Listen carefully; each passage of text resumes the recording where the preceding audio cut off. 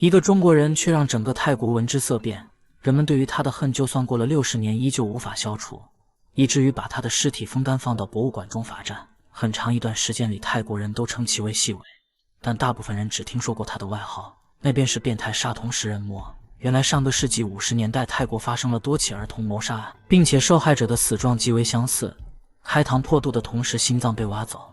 直到警方抓住了正在行兇的細尾，才得知了真相。那麼他是如何成為泰國民間最為恐怖的都市傳說呢？出生於廣東的細尾原名叫做黃立輝，戰爭爆發後他和普通人一樣準備出國逃難，而黃立輝選擇投奔泰國的親戚。可入境大廳的官員卻聽不懂他說的話，亦或是懶得聽他說的是什麼，於是就按照發音把黃立輝登記成了細尾，送進了等待室中，並且還以防止傳染病的名義剃光了他的頭髮。沒辦法，像黃立輝這種難民在他們眼中根本算不上人。直到第二天他的叔叔接走了他，時間長了，黃立輝也開始學當地人信奉神佛，希望能活成另外一個模樣。但底層的人想要改變談何容易。而在隨後的日子裡，黃立輝的生活是紅色的。他被叔叔送到屠宰場負責殺雞，卑微的身份導致他連上桌吃飯的權利都沒有，寄人籬下，受人欺凌，充斥着他的生活。終於有一天他受不了了，趁着屠宰場老板外出的空隙偷了一些錢逃了出去。殊不知黃立輝只是從一個地獄去往了另一個地獄。由於他的身子實在是太弱了，就連碼頭搬運工的工作都無法勝任，長期營養不良加上嚴重的哮喘使他根本搬不起任何東西，甚至就連身邊的同胞都開始玩弄他。這段時間唯一把他當人的只有碼頭老板的女兒，時不時的給他送去一些茶水和一朵寺廟求來的小黃花。病中的黃立輝經常會夢到自己的母親，夢到臨行前母親送別他的場景。可厄運專找苦命人，麻繩專挑細處斷。黃立輝終於湊夠錢買來的藥，卻被同胞們當作皮球踢來踢去，好像這種惡作劇能提高他們的社會地位一般。黃立輝想哭卻哭不出來，嚴重的哮喘讓他發不出任何聲音。自此以後，他每天都會夢到萬里之外的母親，夢到原本他當兵打鬼子的經歷。孱弱的身子以及敏感的神經讓他分不清現實和夢境。也就在這時，悲劇發生了。唯一關心他的小女孩跑來找他玩耍，卻被依舊在夢中的黃立輝掐住了脖頸。醒來之後的他徹底崩潰了。隨後黃立輝急忙將屍體藏到野外，並心虛地辭去了工作，去到了無人的山頭上開墾荒地養活自己。但老天從未放過哪怕一個苦命人。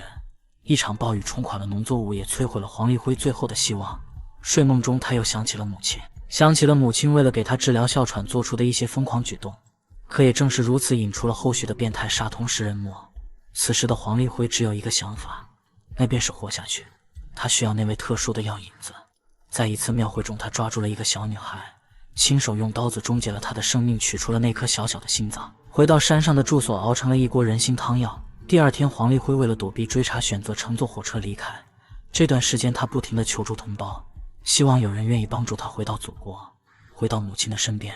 但在那個年代中，傷害你、無視你，甚至欺凌你的永遠是自己人。沒有人對他的可憐生出一絲絲的憐憫。身無分文的黃立輝哮喘越發的嚴重，於是他再次來到了廟會尋覓獵物。和上次一樣，他盯上一個落單的孩子，將他帶到了一個人跡罕至的山洞之內。黃立輝看着眼前的佛陀，表情不喜不悲，最終還是用匕首殺害了女孩。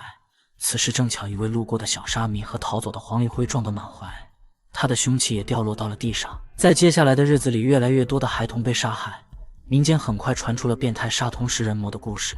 此時黃立輝的哮喘越發嚴重了，而警方這個時候也有了線索，那便是有人認出了他之前行兇掉落的匕首。這一天，黃立輝盯上了一個男孩，追到了一處山洞中，警方也就在此時把他抓個正着。這一刻，黃立輝瘋了，多年經歷的苦難和折磨在這一刻爆發了。泰國警方在接下來的幾天裡審訊了他超過90個小時，最終許諾他一旦認罪便送他回國，才讓他簽下了認罪書。時間到了1959年，黃立輝被槍決並做成了乾屍，以罰站的形式放到了博物館中供後人唾罵。